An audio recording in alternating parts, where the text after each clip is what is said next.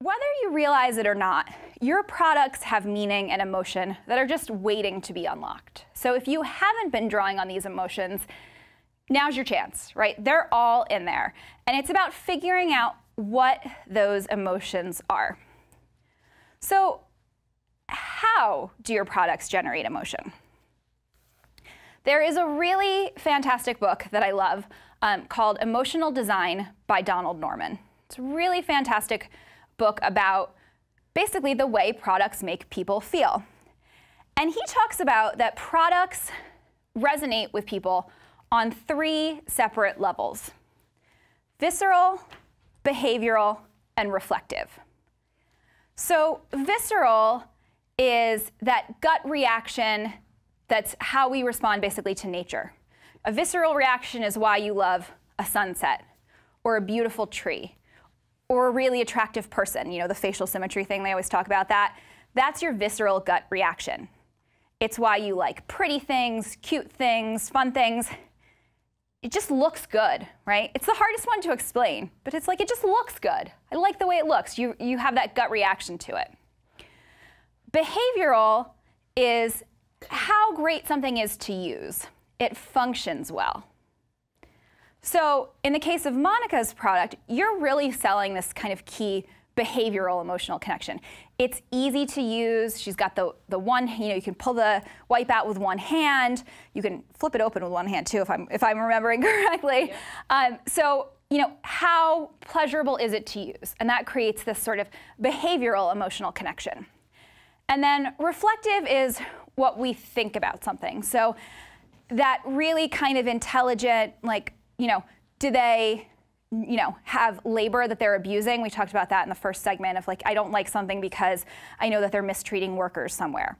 So that's a negative reflective. So a positive reflective might be, I know that they are paying a living wage, or it's helping women in Guatemala, bring an income into their families. Those sorts of things are going to hit us on a reflective level.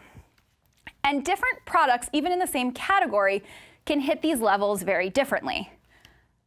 So take shoes, for example. So the one over here on the end, that's visceral. I know those probably are not the most practical boots, but the first time I saw them, I was like, man, those are really great shoes. And then I showed them to my sister, and she was like, those are really great shoes. Just something about them you respond to. It's that immediate, it looks good. Then we're going to come over here. So Crocs are like the opposite of that immediate, it looks good, right? But that's that behavioral level, because one of the things that happened with Crocs is that you started seeing people who were on their feet all day swearing by them.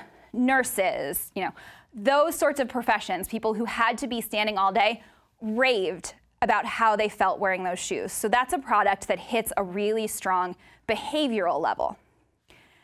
And then Tom's hits that reflective level. You buy one, they donate one, right? So it hits you on that intelligent, I'm buying this, I am doing something good. So one product category could hit any of those levels.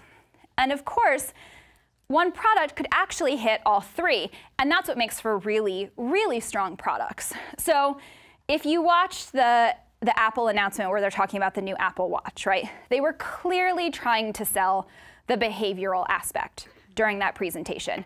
Here's how the technology works. Here's how it's going to sync with your iPhone. Here are all these little details. They were really trying to hit that behavioral level, partly because they were talking to that tech, that tech writer audience, right? They want to hit that behavioral, we know it works. But it's also super clear if you go to Apple's website, they're trying to sell you on the visceral all day long, right? That's a visceral sell right there. You look at that and you're like, that looks good. I have no idea how that functions. Doesn't matter. It looks good. You want it. And then, of course, because it's Apple and because it's a brand that has certain connotations, you have that reflective level as well.